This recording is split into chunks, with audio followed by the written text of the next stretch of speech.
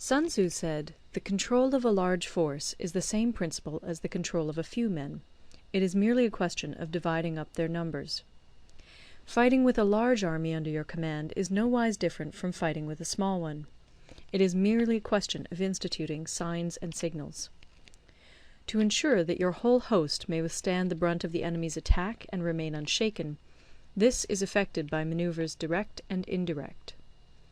That the impact of your army may be like a grindstone dashed against an egg, this is effected by the science of weak points and strong.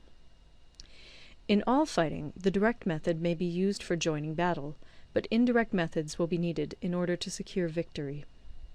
Indirect tactics, efficiently applied, are inexhaustible as heaven and earth, unending as the flow of rivers and streams. Like the sun and moon, they end but to begin anew. Like the 4 seasons, they pass away to return once more. There are not more than 5 musical notes, yet the combinations of these 5 give rise to more melodies than can ever be heard. There are not more than 5 primary colors, blue, yellow, red, white, and black, yet in combination they produce more hues than can ever be seen. There are not more than 5 cardinal tastes, sour, acrid, salt, sweet, bitter, yet combinations of them yield more flavors than can ever be tasted. In battle there are not more than 2 methods of attack, the direct and the indirect, yet these 2 in combination give rise to an endless series of maneuvers. The direct and the indirect lead on to each other in turn. It is like moving in a circle, you never come to an end. Who can exhaust the possibilities of their combination? The onset of troops is like the rush of a torrent which will even roll stones along in its course. The quality of decision is like the well-timed swoop of a falcon, which enables it to strike and destroy its victim. Therefore, the good fighter will be terrible in his onset, and prompt in his decision. Energy may be likened to the bending of a crossbow, decision to the releasing of a trigger. Amid the turmoil and tumult of battle, there may be seeming disorder, and yet no real disorder at all. Amid confusion and chaos, your array may be without head or tail, yet it will be proof against defeat. Simulated disorder postulates perfect discipline. Simulated fear postulates courage. Simulated weakness postulates strength. Hiding order beneath the cloak of disorder is simply a question of subdivision. Concealing courage under the show of timidity presupposes a fund of latent energy.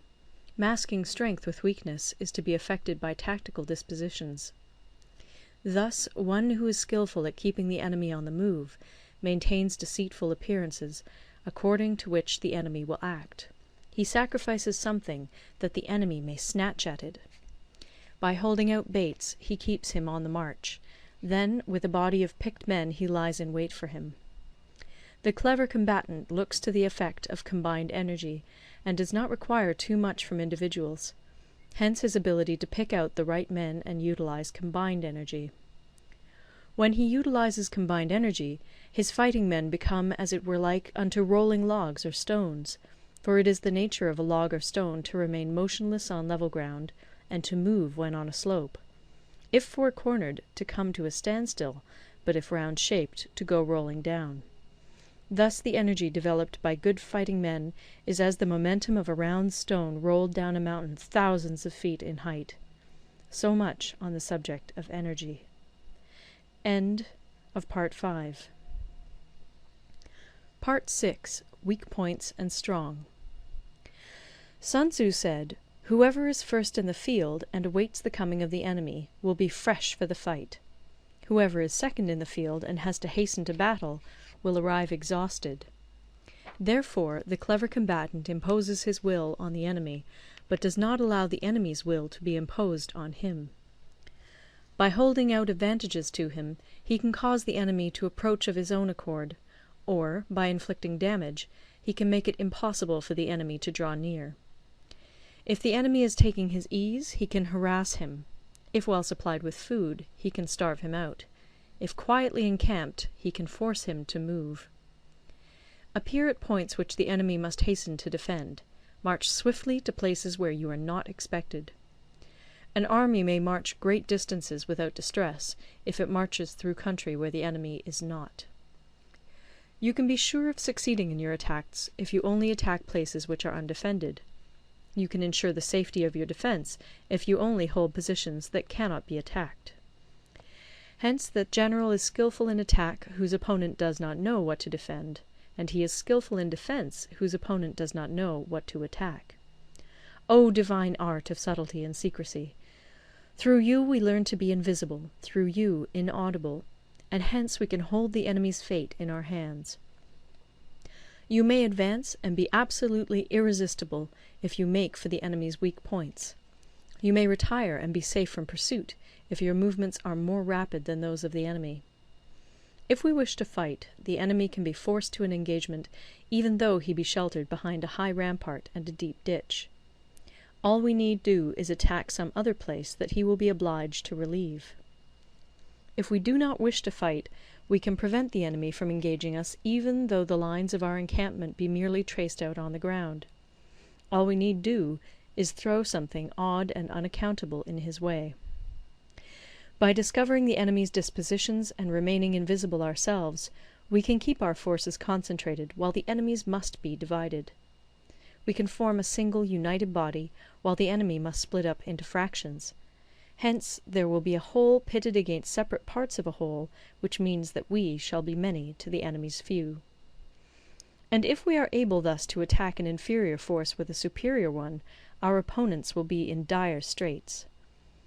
The spot where we intend to fight must not be made known, for then the enemy will have to prepare against a possible attack at several different points. And his forces being thus distributed in many directions, the numbers we shall have to face at any given point will be proportionately few. For should the enemy strengthen his van, he will weaken his rear. Should he strengthen his rear, he will weaken his van. Should he strengthen his left, he will weaken his right. Should he strengthen his right, he will weaken his left. If he sends reinforcements everywhere, he will everywhere be weak. Numerical weakness comes from having to prepare against possible attacks. Numerical strength from compelling our adversary to make these preparations against us. Knowing the place and the time of the coming battle, we may concentrate from the greatest distances in order to fight. But if neither time nor place be known, then the left wing will be impotent to succour the right equally impotent to succour the left, the van unable to relieve the rear, or the rear to support the van. How much more so if the furthest proportions of the army are anything under 100 li apart, and even the nearest are separated by several li. Though according to my estimate the soldiers of Yue exceed our own in number, that shall advantage them nothing in the matter of victory. I say then that victory can be achieved.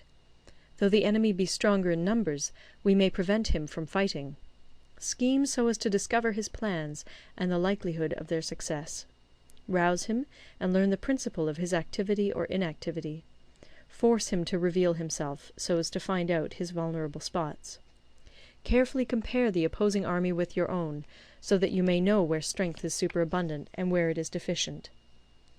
In making tactical dispositions, the highest pitch you can attain is to conceal them.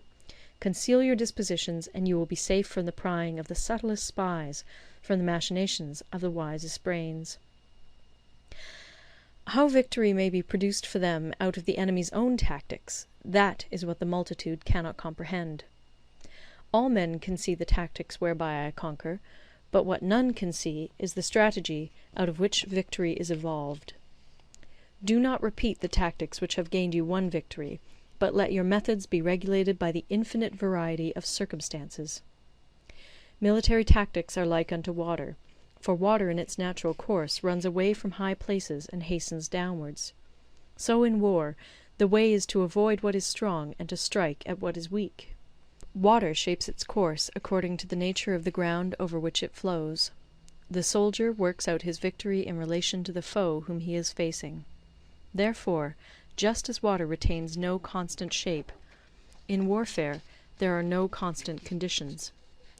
He who can modify his tactics in relation to his opponent and thereby succeed in winning may be called a heaven-born captain. The 5 elements, water, fire, wood, metal, earth, are not always equally predominant. The 4 seasons make way for each other in turn. There are short days and long. The moon has its periods of waning and waxing. End of Part 6. Recorded in Toronto, Ontario by Moira Fogarty, October 2006.